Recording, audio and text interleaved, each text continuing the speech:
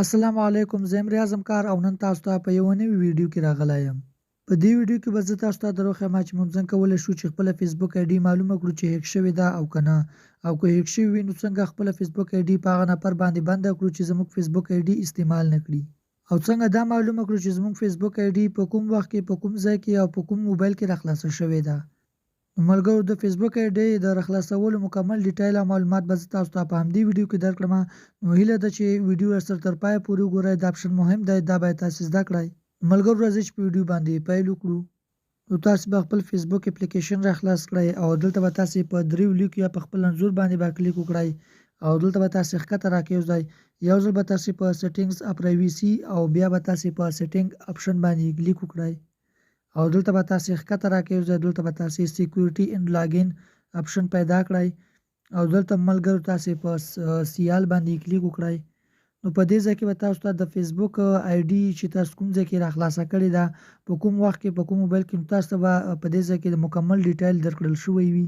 نو که چیرې تاسې د یو ملګري په لیپټاپ یا په موبایل کې خپله فیسبوک آی ډي خلاصه کړې وي او هغه له تاسې نه خلاصه پاتې وي، نو هغه هم تاسو له دې څخه بندولی شئ. نو دلته ملګرو تاسو ته ښکاري چې مونږ په همدې یوه موبایل کې خپله فیسبوک آی ډي راخلاصه کړې ده، خو مونږ په بېلابېلو ځایونو کې راخلاصه کړې ده. نو ښکته تاسو ته ښکاري، په دې ځای کې به تاسو ته نمونه تغییر کړي وي.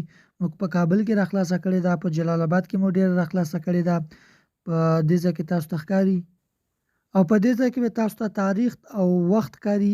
مونږ په دې ځای کې تاسو ته ښکاري چې په 3 د فبرورۍ باندې په 8:50 باندې مونږ فیسبوک آی ډي په جلال آباد کې په ګلیکسي M12 موبایل کې راخلاصه کړې ده. همدارنګه نور ډیټیل هم تاسو ته درکړل شوی دی، لکه څه رقم چې دلته تاسو ته ښکاري چې سمسنګ ګلیکسي M12 جلال آباد افغانستان. مونږ مسنجر په 53 منټه مخکې په مسنجر کې خپله فیسبوک آی ډي راخلاصه کړې ده. نو اوس که تاسې وایئ چې مونږ د یو ملګري په لیپټاپ یا په موبایل کې خپله فیسبوک آی ډي راخلاصه کړې ده او هلته مو له موږ څخه خلاصه پاتې ده، نو تاسې به یوازې په هغه باندې څنګه خپله فیسبوک آی ډي بندوئ. نو تاسې ملګرو دلته په 3 ټکو باندې به کلیک وکړئ او دلته تاسو ته ښکاري لاګ آوټ، په همدې به تاسې کلیک وکړئ. نو ستاسو فیسبوک آی ډي به په اتومات ډول له هغوی سره بنده شي.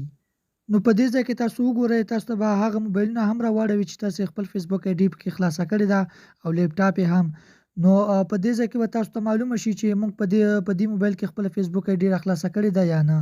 نو که چیرې په دې ځای کې ستاسې فیسبوک آی ډي په داسې یو ډیوایس کې راخلاصه شوې وه چې هغه تاسې نه پېژنئ، نو دا په دې معنا شو چې ستاسو فیسبوک آی ډي هیک شوې ده.